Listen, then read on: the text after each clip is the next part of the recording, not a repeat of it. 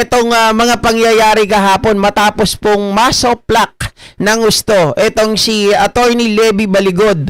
Mga ka-GPnatics, merong pahayag din. Itong si Mike Defensor na hindi ko na makita, mga ka-GPnatics, kasi kahapon habang tayo po ay nagla-live, na-save ko na siya.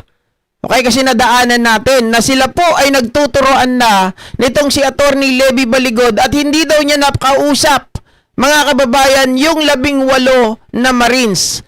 Kasi nga may pahayag din po itong palasyo na meron na po silang intel kung kaninong sasakyan yung sinakyan ng 18 Marines bago po ito lumabas, mga ka-GPnatics.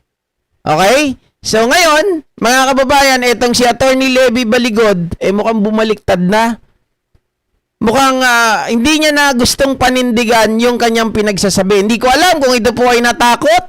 Hindi ko pa alam, mga kababayan, kung hindi talaga sigurado o nagkalito-lito lamang siya sa mga pahayag, mga kababayan, na binitawan sa press conference. Kaya nung ito po ay kino-cross-examine ng mga host ng Storycon, ay biglang nagbago ang kanyang naratibo.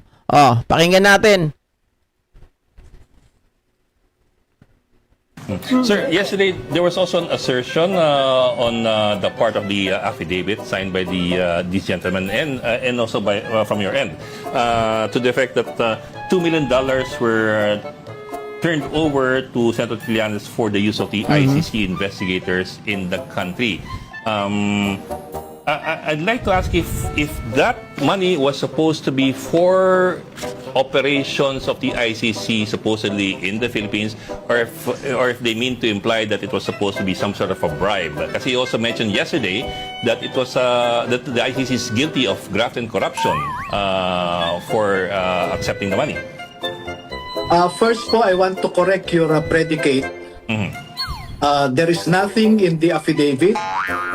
And also, I did not say anything that the $2 million went to the ICC. No, sir. I said what I said was it was turned over to Trillanes supposedly for There was an implication, the attorney. use of Even the that. ICC investigators. Even with the $2 million turned over to Trillanes, nothing in their affidavit, and I did not say that during the press conference. Mga kababayan, wala daw siyang sinabi. Okay? Talagang pinabulaanan na ni Attorney Levy Baligod. Oy, wala akong sinabing ganyan, ha? Wala daw. Liwa-liwanag, mga kababayan, ng yung mga pinagsasabi kahapon na yung $2 million na nagkandalito, pati ako nalito $2 million, mga kababayan. Paano kaya naging $2 million yun? Samantalang sabi ng mga soldiers, yung mga ex-marine na discharge, okay? Sabing ganun 56 million in total daw yun. Di ba? 56 million pesos in total kung i-convert mo sa pera ng dollars, sa dollars, mga kababayan, that is only $1 million. Paano naging $2 million yun? Doon pa lang Kaya nga sabi dito, bago ka mag-akusa, sabi kailangan muna i-verify mo. Kailangan mo may vetting process. Sabi ni Lacson, bago kayong gumawa, kailangan i-double check nyo muna. Hindi yung nagbintang na kaagad kayo, naniwala na kaagad kayo, di ba? Samantalang itong mga ito kahapon nagtuturuan pa. But sir, I remember specifically you said you actually accused the ICC investigators of graft and corruption because of that money. No. Yes, sir. That's not we can review the sir. Yes, yes. It's We can your live review is the, your live yes, is still on Facebook. Yes, Sir Ed Lingao, you can go over the press con and you will be cleared na ang sinabi ko, may mga ibinigay kay Sunny Trillanes na pera. I think, kung hindi ako nagkakamali, 2 beses sa kanyang opisina sa Quezon City. At kada linggo, tuwing nagmi-meeting sila sa Unit 8 or 9 na Polo Club Townhouse sa Makati, ay may dala na siyang bitbit. At sinasabi nila na binibigyan siya ng pondo para sa mga ICC. Hearsay. Sabi nila. Kung narinig nyo si mga kababayan, antindi ni tawag dito yung isang host, nakalimutan ko yung pangalan, balikan ko nga. Yung pangalan ng host, grabe yun. Antindi talaga ng mga nakikipag barubalan siya kay Attorney Levy Baligod, no? Mga ka-GPnatics, teka nga, ano ba pangalan nun? Wait guys Gusto ko lang makita yung pangalan.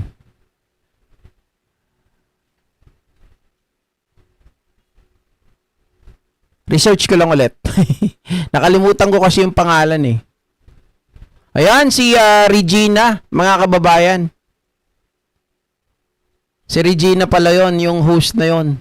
Talagang matindi ang banatan nila. At saka, bakit bigla itong pagpapalit ng pahayag ni Attorney Levy Baligod? Oo, yung iba napanood nyo to kagabi, di ba? Yung iba kare-replay lang, halos parehas.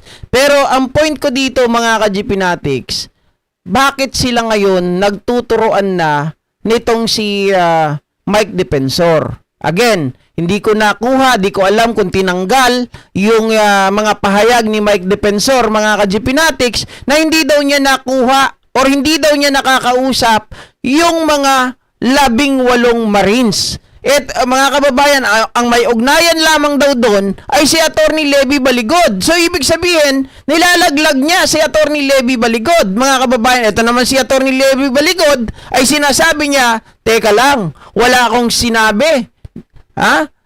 Not in my interviews, not even in the affidavit na sinabi ko na binigay ang $2 million kay Trillanes at itong si Trillanes ay ginamit ang $2 million para sa mga ICC investigators. Ang liwanaw, mga kababayan, dun sa video na pinaparinig natin sa inyo kagabi, gusto ko lang din ulitin, eto po yun.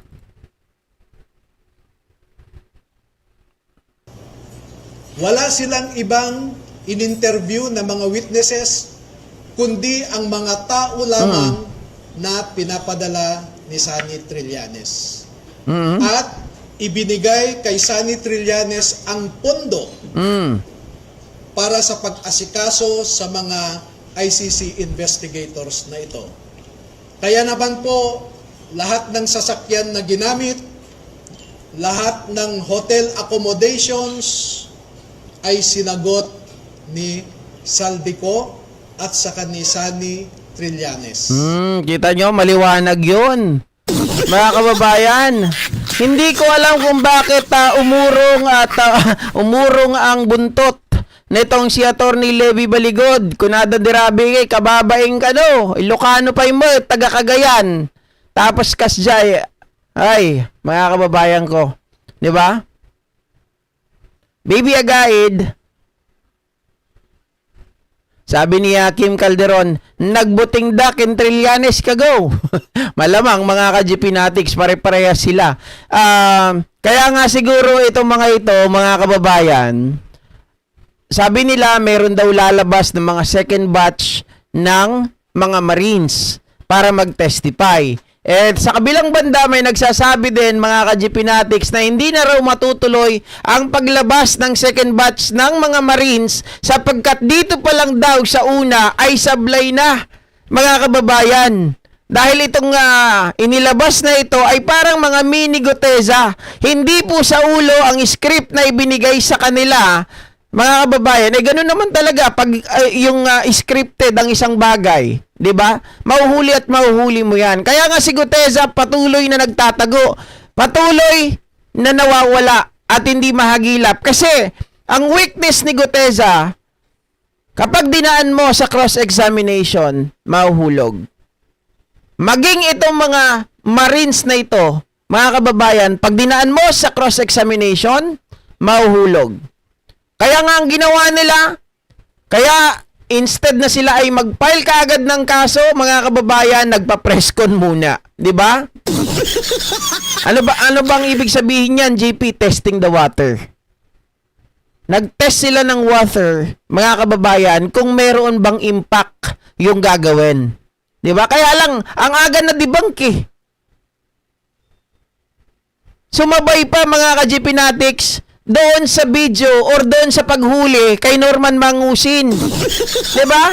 Sabi nila, mga kababayan, ay nagkaroon daw ng news blackout. Samantalang, paano ba naman? Doon kay Norman Mangusin, nakakatuwa, 'di ba? Nag-iiyak. Dito sa inyo, gumagawa kayo ng fake news.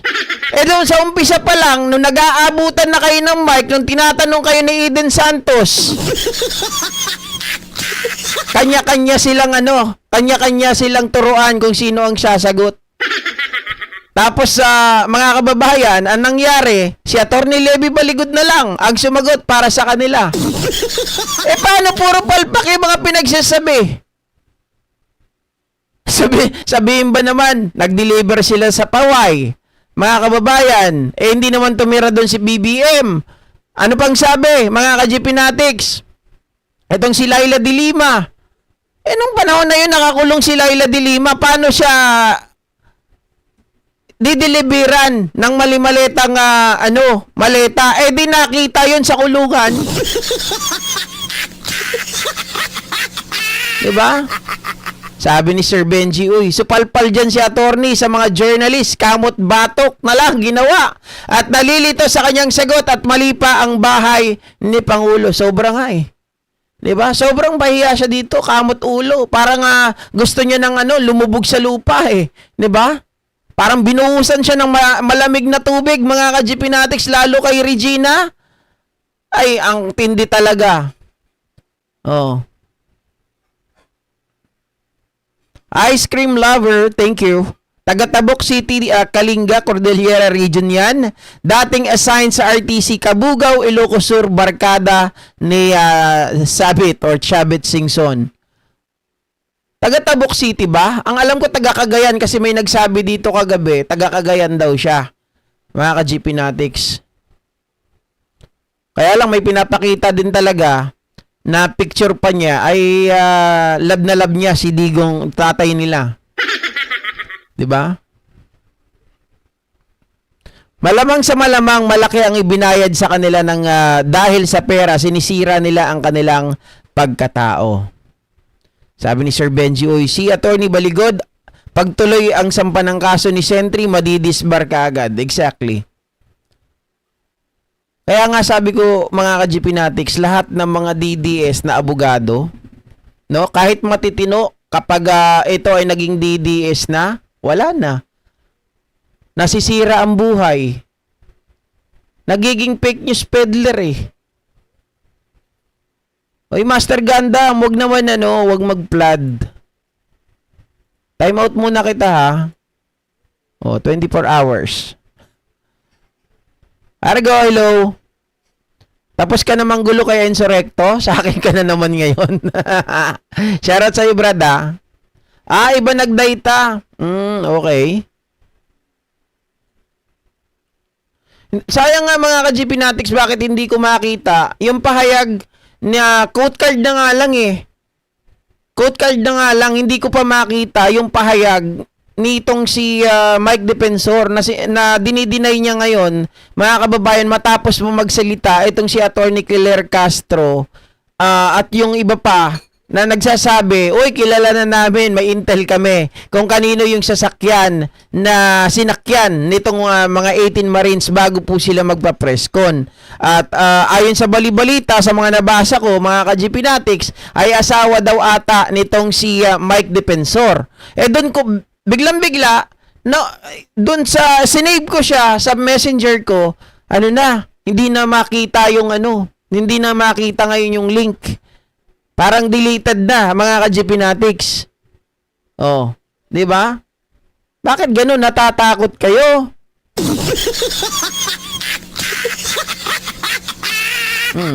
SMNI at Net25 sila nag-trending. Ano kinagagalit nila? Ang kinagagalit nila doon, bakit yun daw lang, dalawa lang daw yung nag-cover sa kanila? Mga kababayan, isabay ba naman nila sa pagdinig ng confirmation of charges ni Digong Duterte? 'Di ba? Tapos mga kababayan, mas pinanood pa Yung paghuli kay Norman Mangusin. Na ano talaga sila doon? Halos walang tumutok sa kanila. Nakita ko kay Norman Mangusin, ang laki ng nanonood. 20,000, 4,000, 9,000, 7,000. Oh. Tinira talaga ng dalawang anchor kasi namalayan nila na parang mali-mali na ang sagot sa mga pahayag ni Attorney Baligod. Kaya nga, mga ka-GP Natics, kapag ganun talaga, soplakin nyo. 'Di ba? May karapatan naman sila magtanong eh. Hindi naman nila binabastos eh. They are just trying to, mga kababayan, get the correct information coming from the person na ini-interview nila. Hindi naman pwede na oo lang sila ng oo. Kasi kapag oo lang ng oo, ayun yung mga bayad. Diba? Sabi ni Versitas, basta saksing sinungaling, madaling kumuha sa Iglesia ni Cristo. Baka member din ng Iglesia ni Cristo, patay tayo ha. Dami siguro kalukadidang kaya need na, ng illegal. Ayun. Yung kalukadidang daw ay, alam nyo na, chicks. Side chick. Ay, AFP ba? Hindi, sinabi din ni Attorney Claire Castro. Nagbalita rin siya. Sa kanyang content, mga kababayan, nung ini-interview siya, napanood ko yon. Pero ayaw niya pang pangalanan. Ano pa lang, ang sinasabi ni Attorney Claire Castro, may intel sila, 'di ba? May intel sila na nakarating sa kanila na ang registered number ay doon nga sa asawa ni Mike Defensor. Pero hindi niya pinangalanan. Pero yung sa AFP, hindi ko kasi napanood. Hindi totoong mga Marine sa mga yan. Namumukhaan ko pa yung isa sa kanila. Guardia ni Defensor yung mga yan. Grabe sila tumaas na ang mga rank nila. Ay, talaga, mga guardia ni Mike Defensor. Nakakaawa nga si attorney. Ay, mga kababayan, deserve niya yun. Deserve niya yun. Okay naman, nagdidiwang lang naman sila para sa kanilang kahiyan. Sabi, sino si Argota? Ito ba yung coconut? Pabigkas mo sa kanya, sabi, ngongonak. Si Mangusing naman, itawis ibanag, yari ng mga tulay. Totoo bang Duterte ang asawa ni Baligudgod? Ano yon? Duterte ang apelyido? Ang alam ko lang mga kababayan, si Attorney Levy Baligod ay isang Duterte supporter. Okay? Meron kasi ako nakuha dito na larawan. Nasaan na ba yung cellphone ko? Naka-charge.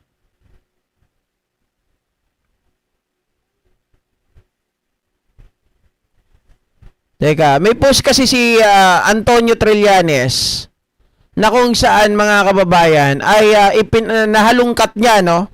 Tingnan natin, Antonio Trillanes.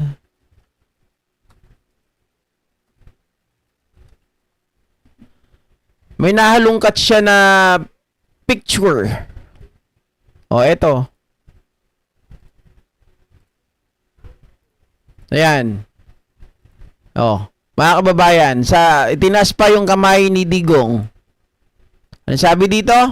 Mga kababayan, ng larawan na to, well wishes from Attorney Levy Baligod and Team Kausaban 2019.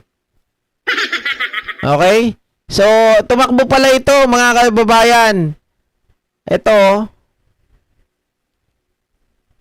nung last na election, natalo siya bilang kongresista ng Leyte, Region 8. Talo, mga kababayan. Ang nanalo ay si Caricarl ng Lakas. Si Baligod Libito ay independent, 48,806. So, ayan. Siguro wala ng pera, natalo sa halalan. 'Di ba? Kaya biglang-biglang ganito yung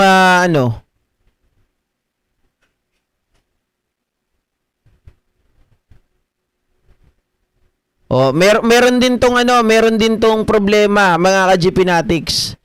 Kasi noon 'Di ba nung naglabas siya ng basta may issue noon, nakalimutan ko lang, mga kababayan, si Senator Miriam Santiago ay pinapadisbar itong si Levito Baligod. Okay, so pag pinapadisbar ka, ibig sabihin meron kang nalabag na batas. Oh, kaya lang hindi po natuluyan na madisbar. Sabi dito, Senator Miriam Defensor Santiago is studying whether to file a disbarment case against lawyer of pork barrel scam whistleblower Levito Baligod for allegedly drawing up a list that included her name on the list who were tingnan natin para babuo yan.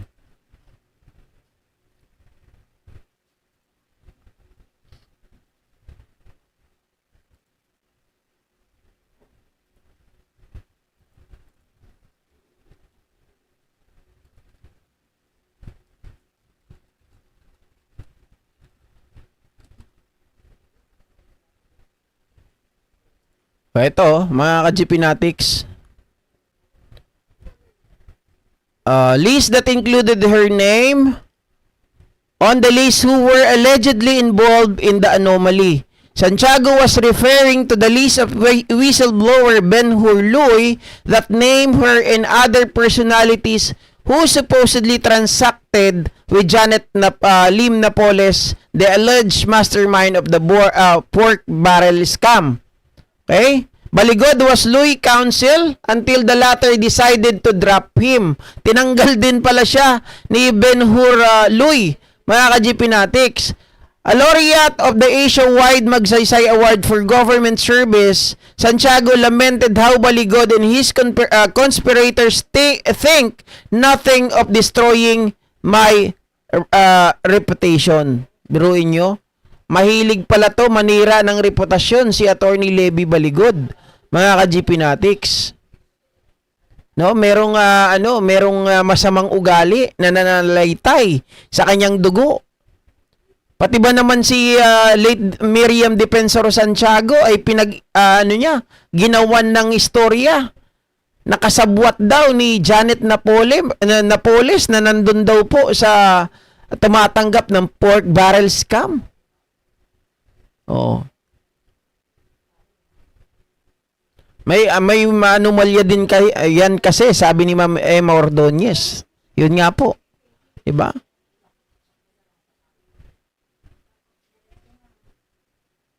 Oh. Dapat kasuhan yung mga yan para hindi na makapang-perwisyo. Well, mga ka-GP Natics, antayin lang natin yung formal na pagpapile ng kaso ni dating Senador Antonio Trillanes against Attorney Levy Baligod and the 18 Marines. Kasi parang sa ngayon, dinadraft pa lang, mga kababayan, o gumagawa pa lang ng draft etong sila Antonio Trillanes. Hindi pa nila napafinalize. Pag na-finalize na nila yon, ayun na, diretso na yan. Okay? Hindi na natapos ang maletang issue. Tanungin niyo po yung mga nasa likod, 'di ba? hindi matatapos 'yan hangga't may mga tao na ganid sa pwesto, hangga't may mga tao na gustong-gusto pong sirain ang gobyerno. Okay? At saka hindi yan matatapos hangga't may mga tao na gustong magpagamit sa mga lukulukong to para lang makapwesto yung kanilang mga bataan. 'Di ba? Yung kanilang mga manok. Oh. Sabi ni Antonio Rumarate, great analysis, sir. Thank you so much. Malaki ang pangangailangan ni attorney. Kasi nga, dahil natalo siguro nung nakarang eleksyon, alam natin, mga kababayan, ang isang politiko kapag natalo po sa eleksyon, mga ka-GP Natics, sigurado po, bagsak ang kabuhayan, bagsak ang pera. 'Di ba? Siyempre, sa laki, kung gusto mo manalo, mga kababayan, maglalabas ka ng pera. 'Di ba? Hindi makakatakbo ang isang taong walang pera. Lalong-lalo na dito sa Leyte, na nangyari yan, mukhang gusto nilang kalabanin. Paalisin yung mga kakampi ni Speaker Martin Romualdez. Kasi lakas yung kalaban niya, 'di ba? O lumaban siya ngayon bilang independent. Siyempre, mga ka-GP Natics, para matalo mo yan, maglalabas ka ngayon ng malaking pera. Oh, dahil naglabas ka ng malaking pera, natalo ka naman, nga. Oh, siguro dahil naubusan ng pera, oy, pagamit tayo sa mga Duterte. Oh, gawa tayo ng issue, magpaingay tayo. Ganun ang nangyari dyan, for sure. Oh, bugok ka talaga mga DD shit. Eh kung may fake news sila, dapat malinis. Ano pa nga ba? Sir GB, kung may kinalaman si Defensor dyan, kasabwat din kaya si Aling Maliit? Well, mga kababayan, ako masasabi ko ha, si Gloria hindi dapat pagkatiwalaan. 'Di ba? Yun lang masasabi natin. Kailangan maging vigilante sila. Oh. Pero si Gloria kasi, kung may kinalaman siya dito, hindi ito magsusurface. Ito ay magtatrabaho sa dilim. Mag-uutos, mga ka-GP Natics, pero in a surface, kakampi mo to. Hindi yan sila magpapakita ng tunay nilang kulay. Tatakbong senador yan si Defensor kaya nag-iingay. Mukhang hindi. Hindi siya tatakbong senador. Mukhang lalaban na naman dito sa Quezon City. Si Defensor. Mukhang lalabanan ata mga kababayan. Bilang mayor bilang mayor. Oh. Si Gian Soto o kaya si yung isa pang Belmonte. Tawag sa Ilocano, Pugrot.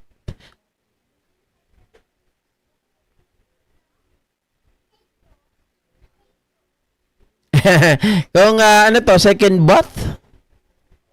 Second batch.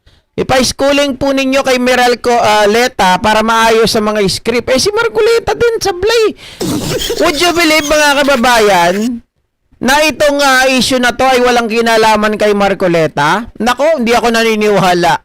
Hindi ako naniniwala na si Marcoleta ay walang kinalaman dito.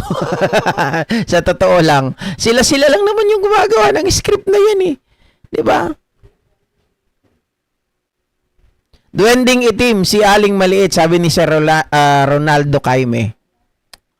Sabi ni Clifford Sobianto, dahil dyan bandak na si Gloria, unano namatay si FPJ sa sama ng loob. Sino si Kit? Sir Romeo. Sino ni Kit? In Ilocano, Ulbud. Ma'am Ederlyn Madabalan, naimbag nga aldaw. Lalabas lahat ng katotohanan pag nagsampa na ng kaso si Sentry. Yan, dyan sila mag-iiyakan for sure. Malamang magtuturuan yan. Ito kasi, ito may kasalanan eh. Siya naglabas yan, siya ang gumawa ng script. Tapos, mga kababayan, for sure dyan, meron na namang meron na naman biglang didistansya. Uy, wala akong inalaman dyan. Yun nga yung sinasabi ko na hindi ko lang makita. Hindi ko alam kung binura o hindi ko lang talaga mahanap. Na etong si Mike Defensor, dumidepensa ka agad eh. Dumidistansya. Hoy, wala akong kinalaman dyan. Di ko nga nakakausap yan eh. Tanungin nyo si Attorney Levy Baligod. Si Kit Belmonte. Dumbbell nga ibanag. Galit na sa kanila si Sentry. Habulin talaga yan, guys.